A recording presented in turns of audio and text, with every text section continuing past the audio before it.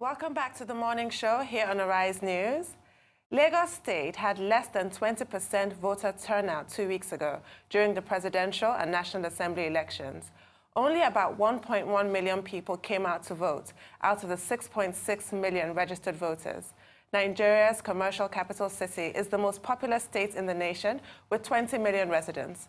Could the cause of this low turnout be because of the lack of confidence in the political system? Joining us to speak on this is a leader of the Lagos All Progressives Congress, Senator Ganiyu Solomon. Good morning, distinguished. Good morning. So let's start off by talking about Lagos State and that surprisingly low voter turnout. To what do you attribute this? And are you concerned at all about voter apathy tomorrow? There's definitely going to be an improvement tomorrow. Let's start with that. But the turnout was quite a surprise, considering the fact that we had a registration of about 6 million. And because we have the details, biometric details, which means there's no possibility of double registration. So the 6 million, I believe, are real 6 million registered voters. So it was quite a surprise that the turnout was a little above 1 million. And we're still doing the study to really come up with why. I mean, if you know the pattern of the votes, maybe after the election, the pattern of the votes who turned up and who didn't turn up, we may be able to situate it in the right perspective that this perhaps may be the reason. Of course, we also know that a lot of people, they still need to be pushed, they need to be cajoled before they take it up as a duty that is guaranteed, a duty that should be taken for granted. I don't think we need to do any form of persuasion before anybody comes out to vote. Consider the fact that it comes periodically, once in 4 years. It's not something that comes weekly, monthly, yearly. It's once in 4 years. And I just believe that is a lukewarm attitude of most registered voters that is responsible for the low turnout. So why are you confident that that will improve tomorrow? We have not rested since the last election, and we believe that there's need to do a little bit of voters education. It's part of the duty of INEC to do that, but the political parties too, fielding candidates can also do that. That you need to come out and vote, and we've been doing that to all segments of the society, artisans, educationists, just asking them to come out now. Come out and vote. It is your duty, it is your right. You also must do it. You must participate in who governs you. And don't just be armchair critic after the elections to start pointing out what you think is wrong when you had the opportunity of participating, of lending your voice to your choice of a candidate. All right, a lot of people might have attributed this low voter turnout to intimidation by the ruling APC in Lagos State. They've been there for 20 years, but some people are claiming that there is a level of desperation being shown by APC, all right, the way they've actually gone about their business, that even the traders, the traders in Lagos State, some of those who sell in the markets, are also complaining that they have been intimidated, and maybe that's the reason. Some are saying that's why should they even turn out at the end of the day when they are not given the right to choose who governs them in Lagos State? No. At the last count, there are about 73 political parties.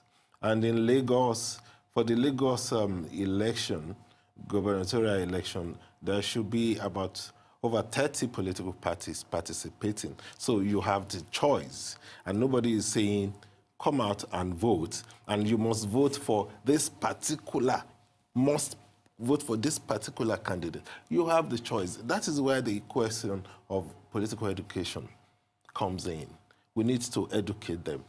asking you to come and vote, canvassing for votes from you does not mean I'm saying you must come and vote for me.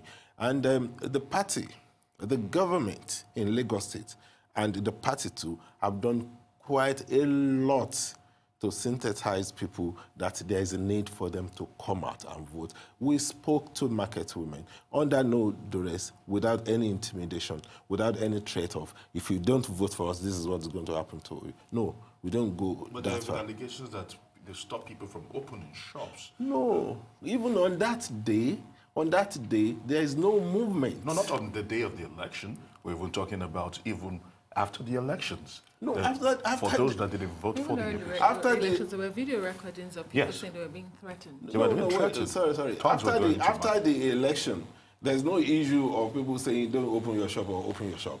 The election must have gone and passed. But before the election, how will you say don't open your shop? To what effect will that be?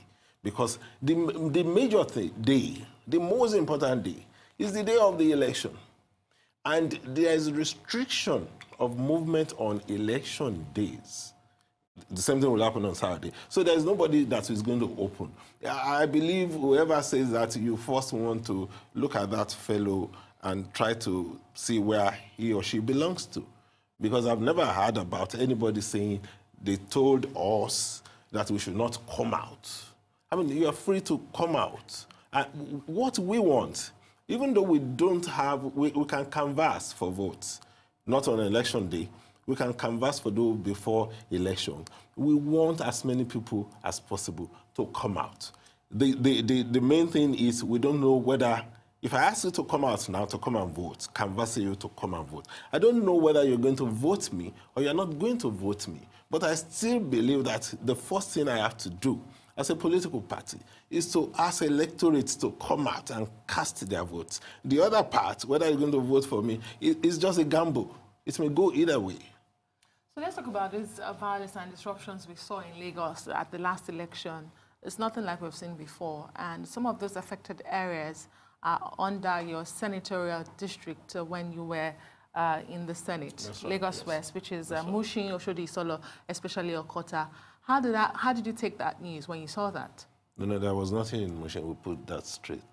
There was nothing. Yes, there was in Okota. Okota still falls under Oshodi Solo.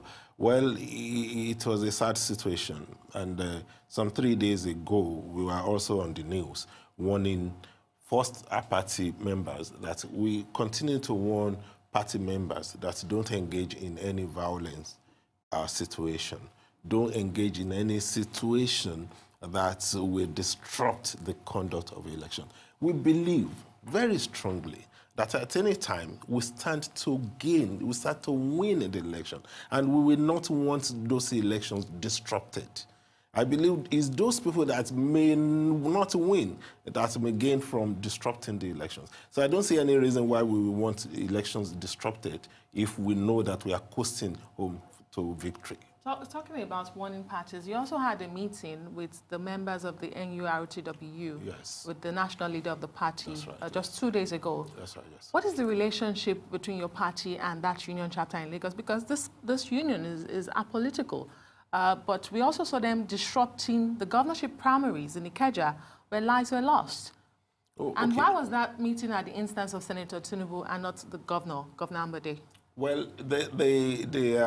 you agree with me that the union are important segment of the society.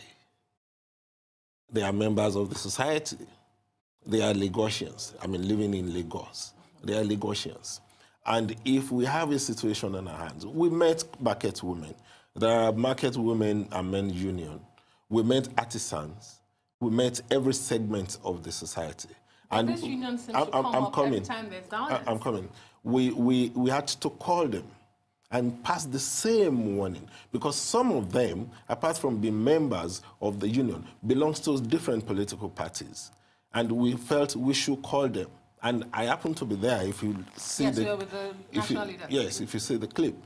I happen to be there. And the warning was, we don't want anything that will disrupt any political arrangement whether election or anything. If they have issues among themselves, they should settle it. They should not use political gatherings or election, or political process to try and settle scores. And that was the message passed on to them, that they should be law-abiding. They can come out and support any political parties they want to. They have that right. And after casting their vote, they go back to their respective home. I believe it is done in good faith, so that at least people will be free. Talking about the issue of being intimidated, people will know that, yes, they're free to go and cast their vote and go back home without any hindrance. And the last part of the question, why was it at the instance of the national leader and not Governor Ambode? Well, I said they are an integral part of the society.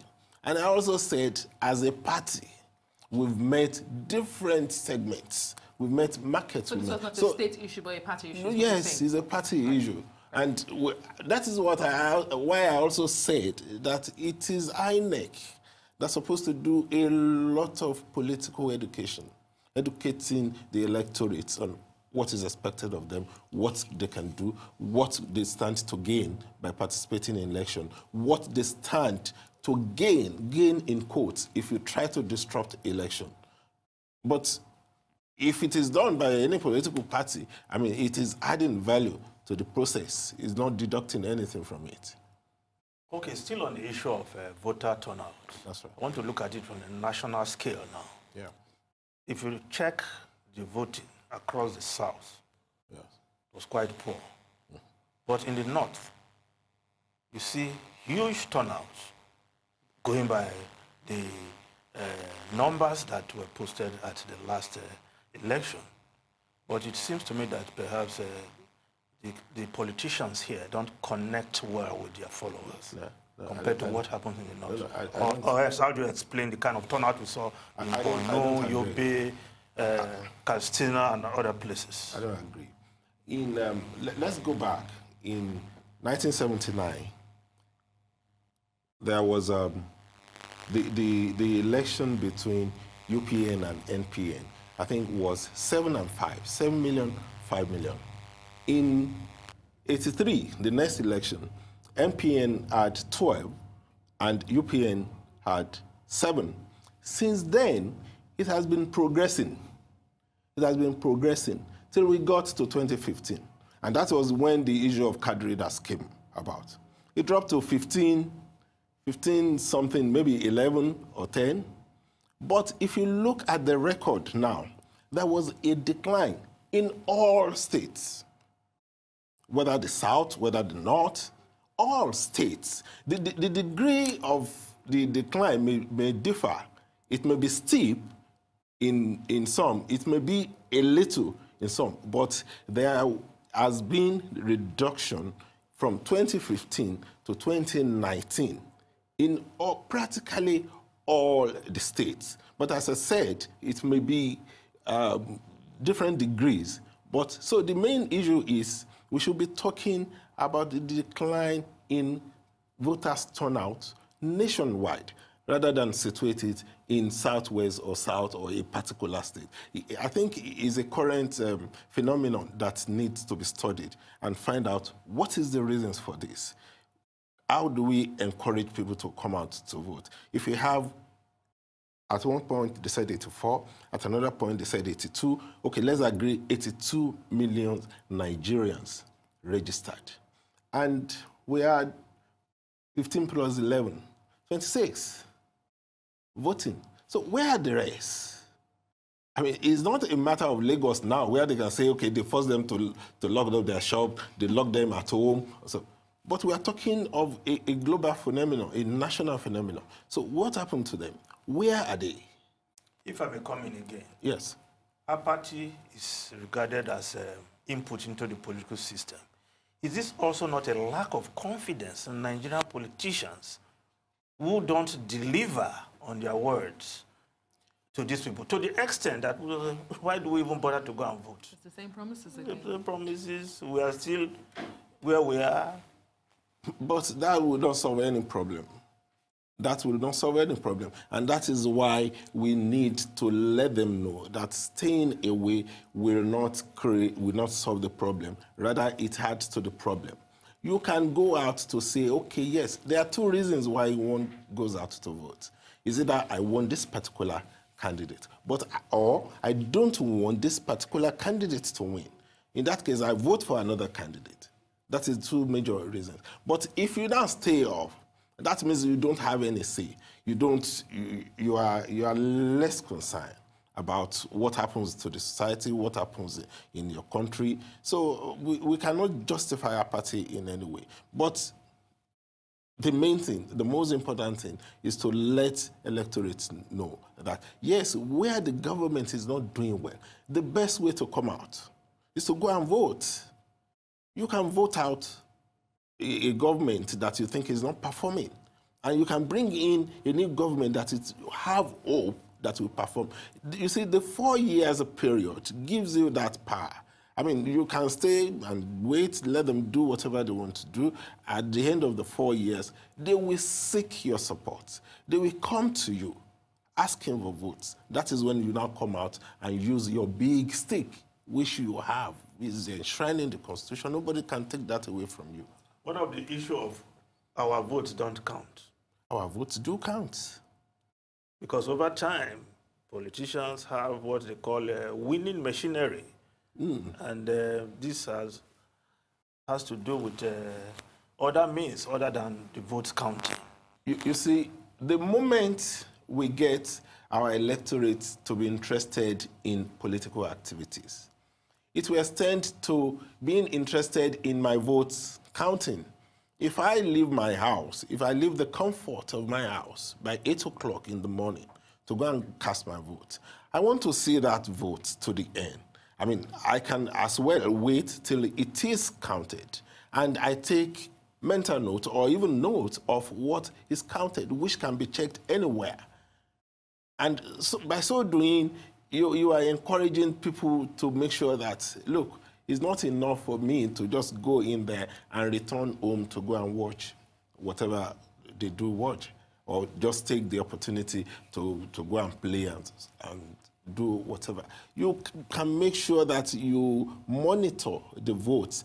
You see, we all have that responsibility. We should not give everything to the politicians. Let them do the way they do. No. When we have opportunity of supervising, because the sovereign, as they say, sovereignty relies on the electorates.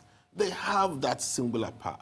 They can say, it happened in a particular state. Someone who anybody will have sworn will get his ticket back was refused the ticket. And that was the power of the electorate.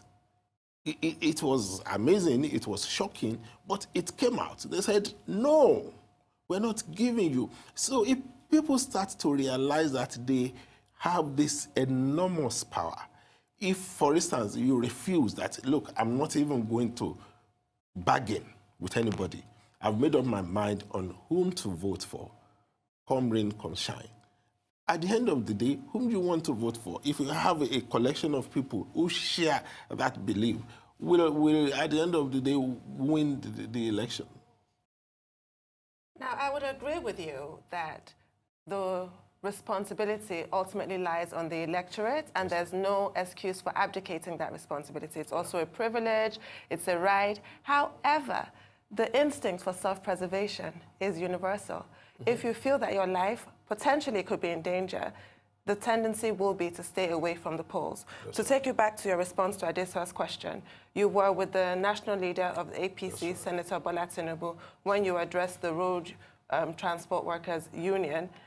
And he said that he would not tolerate any kind of violence at the polls. He wants a violence-free election. It was real tough talk.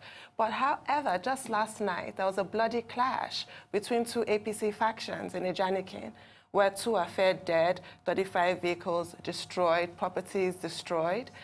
If his tough talk is not working, who will now be responsible for calling party members to order? What confidence can Lagosians have to actually come out and vote? Well, I'm hearing the news for the first time. And if it's between factions of APC they don't have immunity against the law. I mean, you should call the law agencies and hand them over. The best anyone can do is to advise you, be orderly, don't cause any breach of peace, and that is where it ends. Where you now do anything to the contrary, there should be the law there, and they should be sanctioned. Nobody will come out to say that, okay, I ask you to go and do this. And there should not even be a fight between, at this point in time, 24 hours to election, okay, yesterday night, maybe 48 hours before election, fight between factions of the same party. So there must be something wrong. I'm sure if this is brought to the notice of the leadership, they have to investigate. What is the issue? So the best we can do is to advise, as I said, but we cannot go beyond that because we don't even have the power to arrest. We don't have power to do anything that is given, the power that is given to law enforcement agencies. We don't have such power. Ours end in admonishing them, asking them to behave properly, and that is where it ends. Right, the major political parties are almost running at the fear that these particular elections might not be free and fair because going by what we saw at the presidential elections, there were claims that some PDP strongholds were being frustrated by the APCs because they didn't want the outcome to be decided in favor of the opposition party. And they are saying that going into this election, they fear that that might be the case because we've been highlighting on this voter apathy, and it seems that that might just be the case, that the PDP are still insisting that the APC are trying to go all out, especially in the PDP stronghold in Lagos State, to frustrate elections in that particular region. Okay, maybe we should briefly do a kind of a postmortem of the last election. Yes. Yes, there were cases of disruption. There were very, very little. I can tell you that. You can hardly, the instances we're talking about, you can count them on the tips of your fingers. Considering the number of polling, we have over 8,000 polling units in Lagos. And the issues we're talking about, we also have, okay, using the 20 format, we have like 240-something wards. So what we are discussing now, what we are raising, happened in like 4 or 5 wards. I'm not saying it should happen at all. That's permissible at all. No, I'm not saying it should happen at all. But it's not enough to conclude that it is a general situation. So what about other wards? There are wards where outrightly the PDP won. There are polling units where outrightly the PDP wants. Nobody talked about intimidation there. So we should not use instances which I can say now that are isolated, considering the numbers of those polling units, 8,000 polling units, and we're talking of something less than 10. I can say that those are isolated cases. Unfortunately, INEC are saying that, okay, they're going to repeat elections in most of those areas. So there's no issue of, all those excuses are actually afterthoughts. And the same thing they will say in some other states where PDP is in control, and the same they say in other states apart from Lagos where APC is in control. So it is a phenomenon that we still must find a solution of finding. We should have a free and fair election anywhere in this country, whether it is those isolated elections, whether it is elections held in a general atmosphere. You must have that feeling that, look, I can go in without any molestation and cast my vote and go back home. Well, it was almost coincidental that those places we're mentioning, you might say that they are small, But there are still claims that most of them that is the claim. were all PDP strong. No, that is the claim, because at the end of the day, there was no counting. So we cannot arrive at that claim until we have the count of those elections disrupted. If they come out with a count that, okay, if they had concluded this was what was counted, then we can come to such a conclusion. But it was inconclusive because of disruption. So anybody saying that is because it is a stronghold of PDP, we just say... precedents. Well, there's also the dynamics. Okay. I don't know how we come about precedent. I was saying the other time, a while ago, that one of the shocking results was of that fellow that was not given a return ticket to his seat. If we had gone with precedent, if the elections was inconclusive, we will have said that if it was counted, it would have gone his way. Who are you referring to here, sir? Saraki. We would have been permitted if we said, look, he will have won that election because of precedents. Not precedents of one election, not precedent of 2 elections, not precedent of 3 elections, 4, 5 elections down the line.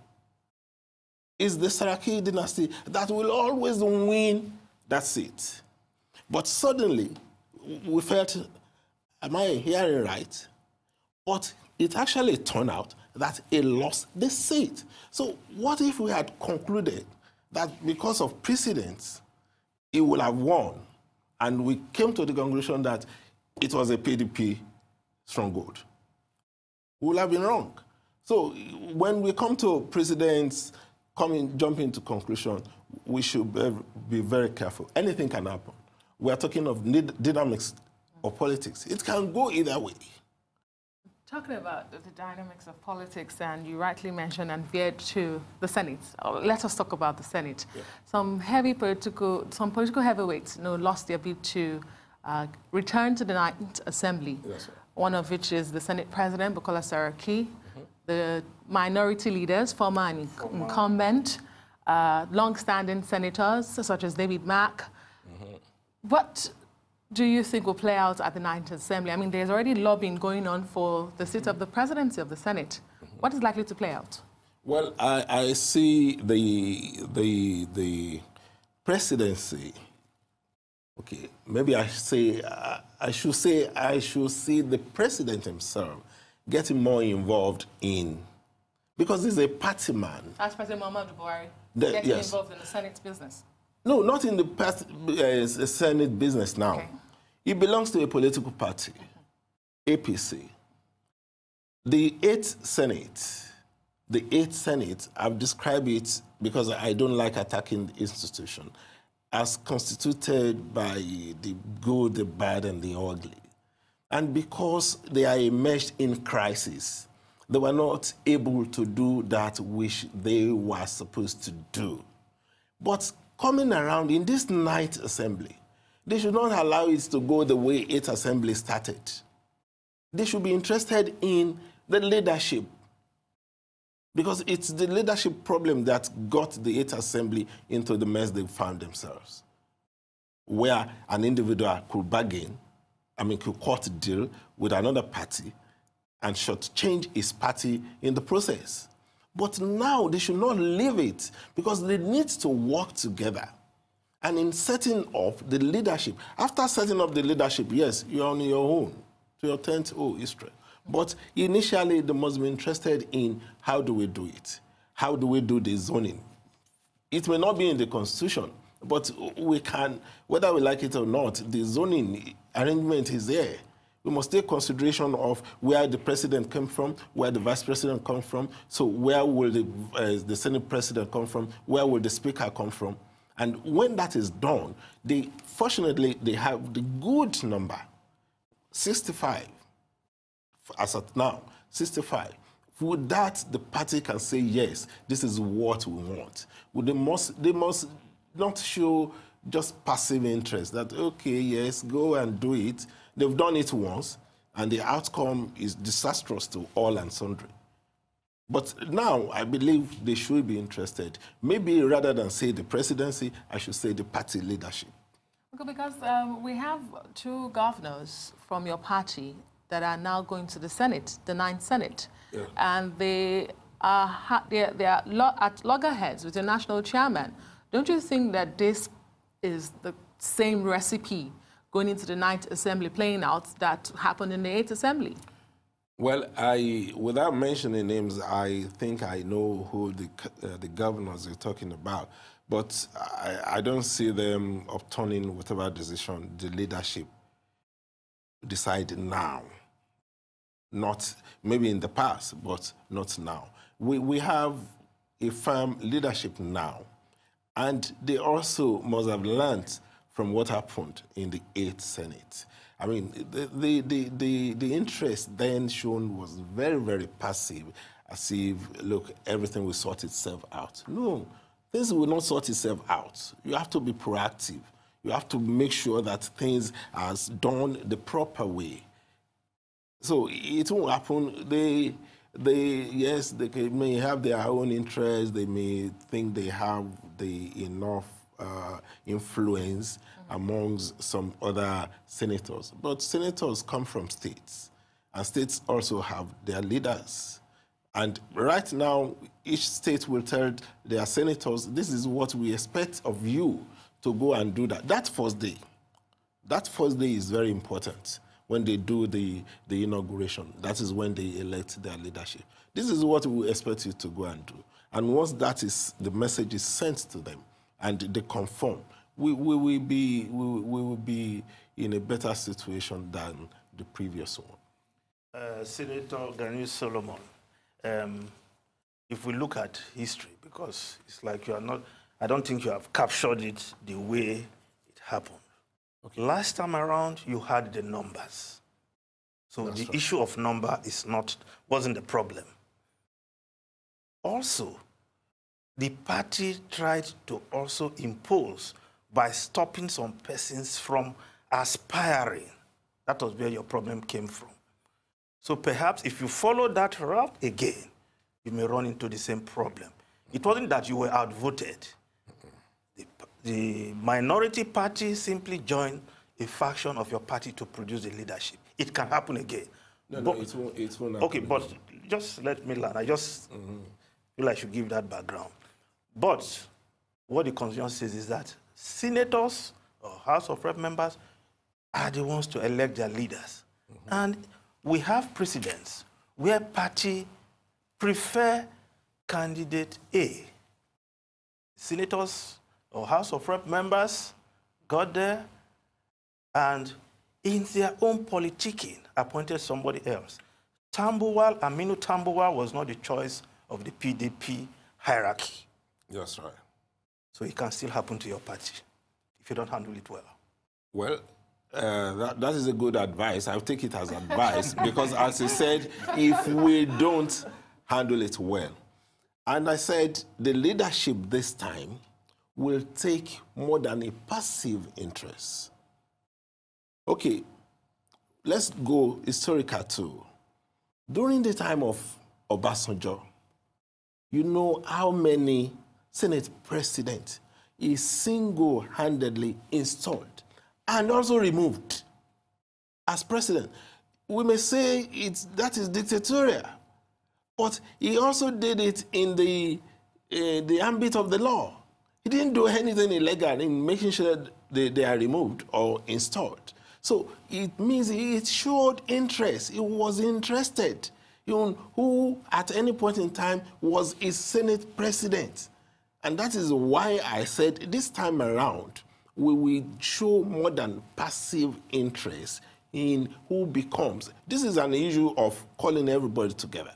There was never a meeting between the president then and the caucus, the APC caucus. So they had that opportunity of meeting, and there was also a meeting. Look, the difference then was even slimmer. It allowed for just like 7, 8 people joining the PDP, and that was it. They don't have such an opportunity now. And because we are also learning from history.